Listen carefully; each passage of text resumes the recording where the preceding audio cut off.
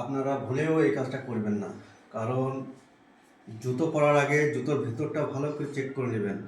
কারণ আমরা অনেক সময় কী করি, আমাদের বাড়ির বাচ্চাদেরকে স্কুল পাঠানোর সময় কিন্তু জুতো চেক না করেই কিন্তু জুতোর মধ্যে পা ভরে দিই।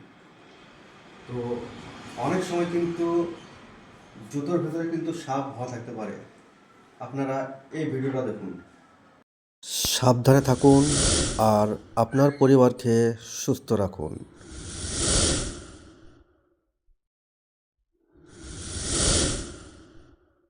তো অবশ্যই জুতো পায়ে দেওয়ার আগে জুতোটাকে ভালো করে চেক করে নেবেন।